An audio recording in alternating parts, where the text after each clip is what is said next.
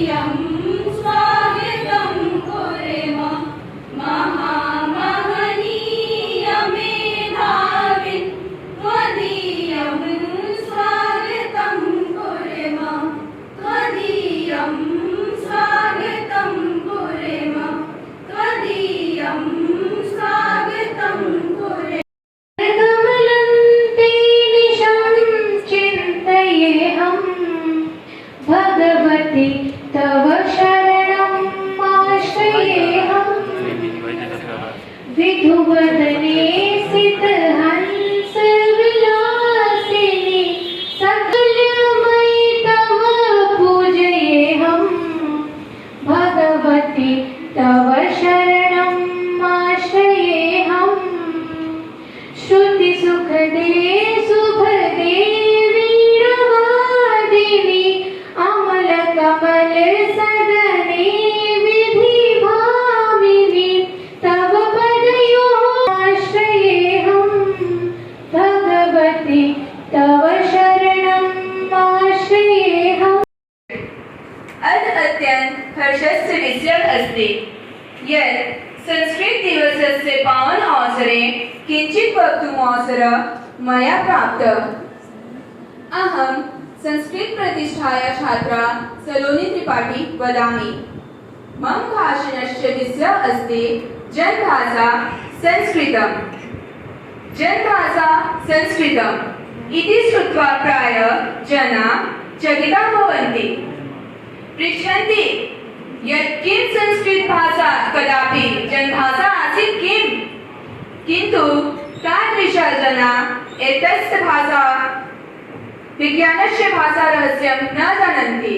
ते न अवगच्छन्ति यत् इयं संस्कृतभाषा कस्यापि देशस्य राष्ट्रभाषा वा सांस्कृतिकी भाषा सा एव जनभाषा अपि अस्ति, या विकसितरूपेण राष्ट्रियभाषापदम् अलङ्करोति।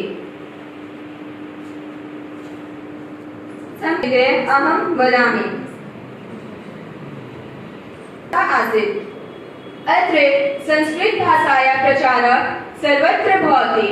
नगरे नगरे ग्रामे ग्रामे च प्रशिक्षिताः युवकाः सम्भाषणं शिबिरम् आयोजयन्ति।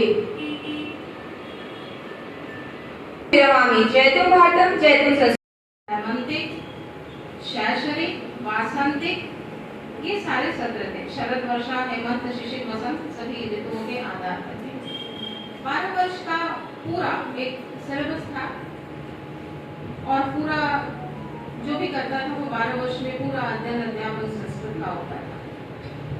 किंतु ऐसा उल्लेख मिलता है कि विद्यार्थी 1 साल के लिए भी ब्रह्मचारी बन के जाते थे और उनको सांवत्सरिक ब्रह्मचारी कहते थे। 1 साल में वो पाठ्यक्रम पूरा करते थे। बात करते हैं मासिक ब्रह्मचारी और अर्धमासिक ब्रह्मचारी, मतलब 15 दिनों के लिए प्रवेश होता था। और यहाँ तक कि एक प्रश्न पूछने के लिए भी गुरुकुल में प्रवेश था। एक प्रश्न भी हमारे वरिष्ठ सहयोगी विद्वत वरेण्य और संस्कृत के इस जनपद के बहुत पुराने कार्यकर्ता, हम लोग तो कार्यकर्ता ही, समादरणीय आचार्य श्री वेदनिधि शर्मा जी, संस्कृत विभाग के इस विश्वविद्यालय के अध्यक्ष, और जमीन में वर्षा, बीच में गर्मी के कारण हम लोगों का भी दिमाग ठीक नहीं रह रहा है। आए हुए तमाम कार्यकर्ता बंधुओं, उसके पदाधिकारी, उसके सचिव श्री दिव्यांशु जी, अंकिता मैडम, सत्येंद्र पांडे जी, श्री संजय चौबे जी, राणा जी, राणा अमरेश जी हमारे सामने बैठे हैं, विद्या व्यसनी हैं, professor doctor Diwakar Pandey ji, professor doctor Balraj Thakur ji. ने संस्कृत दिवस का कार्यक्रम आयोजित किया, आपने 1969 में बताया, तब से एक मैंडेटरी हो गया कि कार्यक्रम करना है। बहुत लोग करने लगे, बहुत सी संस्थाएं करेंगे। मैडम ने अभी अपने शोध आलेख में या शोध पूर्ण वक्तव्य में बतलाया कि कहानी जो सत्र है वो वासंतिक है और हो गया वो वार्षिक, वर्षांत। हमारे यहाँ वर्षा ऋतु के जो 2 महीने हैं इन्हें चातुर्मास कहते हैं। इसमें चारों आश्रमों के लिए वानप्रस्थ और सन्यासी ये सीमोल्लंघन नहीं करते, इनको एक ही सीमा में रहना है, 2 महीने श्रावण और भाद्रपद, उसमें मना है। अब उसके लिए पर्यावरण की बहुत सी बातें हैं, उसके लिए ऋतु की बहुत सी बातें हैं, सीजन की बहुत सी बातें हैं, कृषि की बातें हैं, छोटे छोटे प्राणियों और जीवों की रक्षा की बातें हैं। प्रोफेसर ओम प्रकाश आर्य जी, मैं भूल गया था, इतना ध्यान नहीं। ये तमाम चीजें हैं। तजहि आश्रमी 4 पूरे शास्त्रों का किष्किंधा कांड में वर्षा ऋतु का वर्णन करते हुए गोस्वामी जी ने लिखा कि चारों आश्रम के लोग रमणीया ललिता रमणीया अमृतवाणी संस्कृत भाषा, अमृतवाणी संस्कृत भाषा नैव क्लिष्टा न च कठिना, नैव क्लिष्टा न च कठिना। कवि कोकिल वाल्मीकि विरचिता रामायण रमणीय कथा, कवि कोकिल वाल्मीकि विरचिता रामायण रमणीय कथा। अतीव सरला मधुर मंजुला, अतीव सरला मधुर मंजुला नैव क्लिष्टा न च कठिना, नैव क्लिष्टा न च कठिना।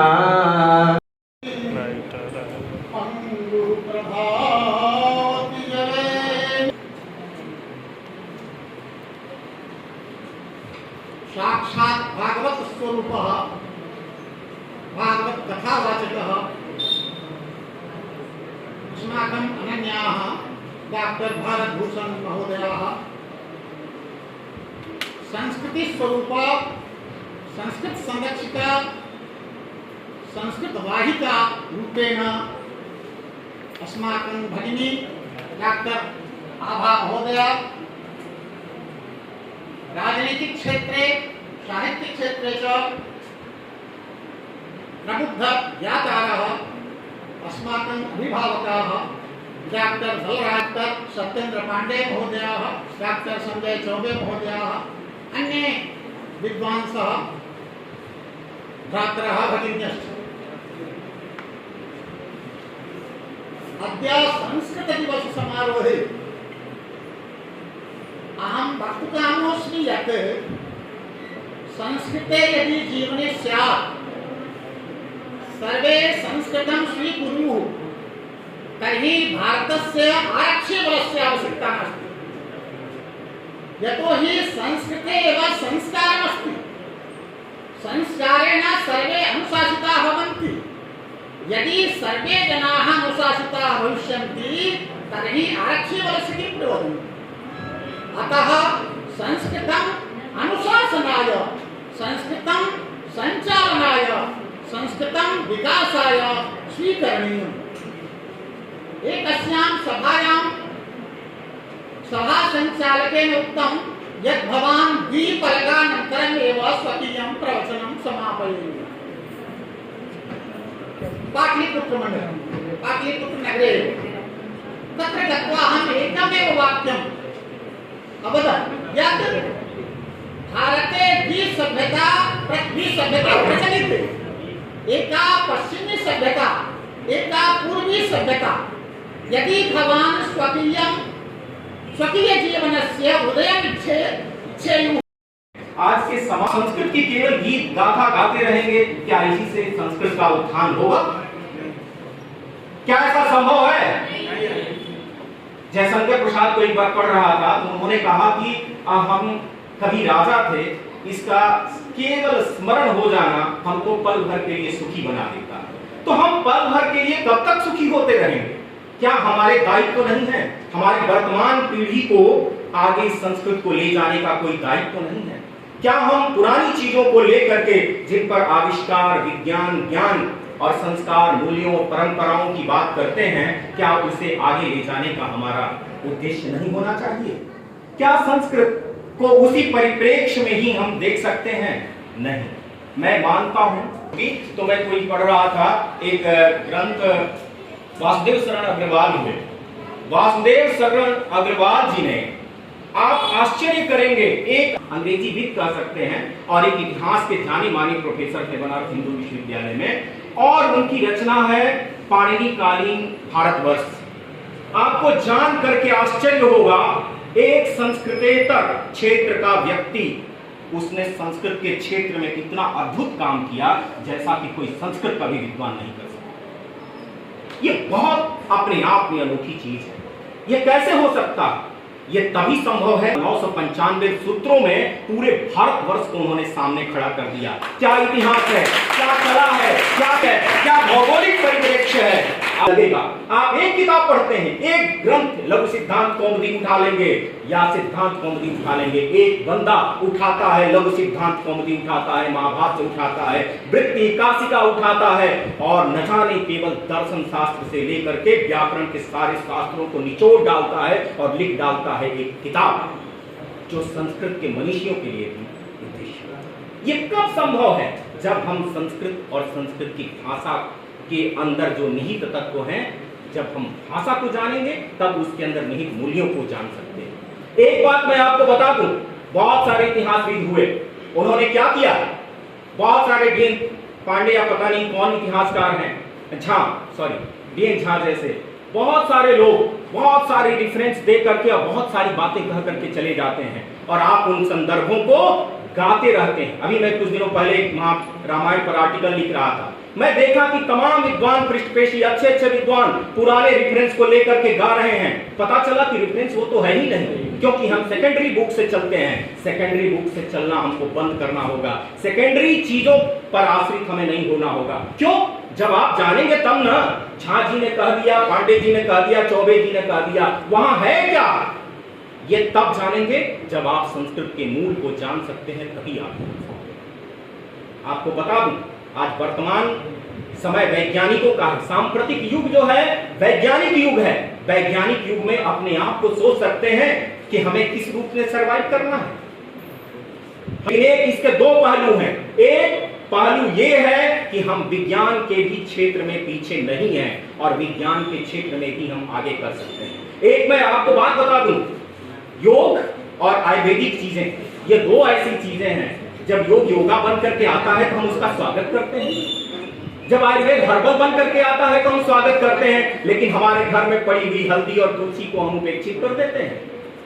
हम रोज रोज के प्राणायाम और अपनी शारीरिक गतिविधियों को छोड़ देते हैं, उपेक्षित कर देते हैं, और योग जब योगा बन करके आता है तब हम स्वागत करते हैं। क्या हम उस दिन का इंतजार कर रहे हैं जब विदेशी बताएंगे?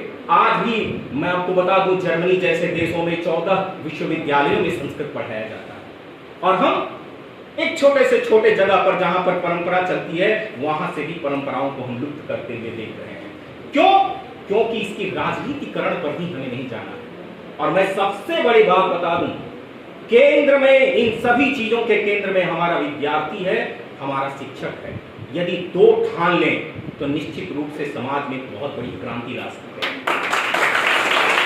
तो कई लोग कहते हैं, संस्कृतेतर क्षेत्र के लोग कहते हैं कि अरे आप लोग ऐसे चिल्लाते रहते हैं computer computer, computer is the fittest language for computer, ऐसे आप गाते रहते हैं, कहानियां गाते रहते हैं कि नासा काम कर रहा है, सुपर कंप्यूटर पे काम कर रहा है, तमाम तरह की चीजें कर रहा हूं। लेकिन मैं आपको बता दूं, वही लोग हैं आज के डेट में, अंबा कुलकर्णी, प्रोफेसर अंबा कुलकर्णी हैदराबाद विश्वविद्यालय में एक संस्कृत की प्रोफेसर, और उन्होंने कंप्यूटर लिंग्विस्टिक पर इतना अद्भुत काम किया है।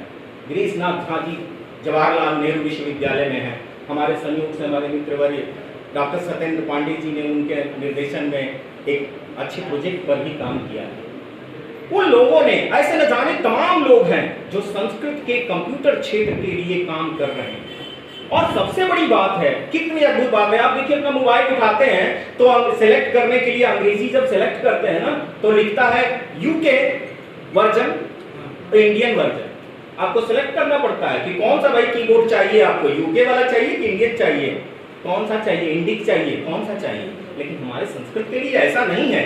आप अमेरिका में बैठे हुए हैं तो वहीं तत्र भवान तत्र भवती, वहीं बैठे हैं तो वहीं चीज चलेगा।